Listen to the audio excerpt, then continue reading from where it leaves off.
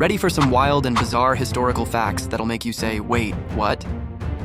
Let's dive into some of the strangest and most eyebrow-raising moments from history. Let's start with ancient Egypt, and trust me, this one's interesting.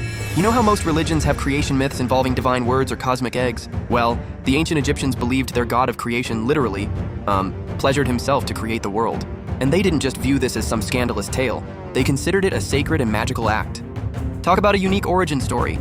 Speaking of shocking history, let's fast forward to World War I. Here's something they definitely don't teach in history class. STDs were running absolutely rampant in the trenches. But here's the really wild part. Some soldiers actually tried to get infected on purpose. Why? Because they'd rather face a medical discharge than continue fighting in the horrific conditions of the trenches. Pretty desperate times, right? Now let's talk about Mozart, the classical music genius who wasn't always so classical. He wrote a piece called Leck mich im Arsch, and yes, it means exactly what you think it does. But before you get too shocked, it's more like saying kiss my ass in today's terms.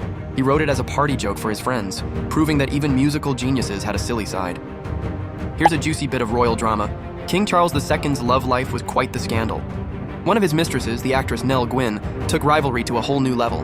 She actually gave one of her competitors a cake laced with laxatives to ruin her chances with the king. Talk about a dirty trick. And for our grand finale, picture this. It's World War II, and Winston Churchill is staying at the White House. FDR wheels into Churchill's room only to find the British Prime Minister completely naked. Churchill, being the witty man he was, supposedly declared, "The Prime Minister of Great Britain has nothing to hide from the President of the United States."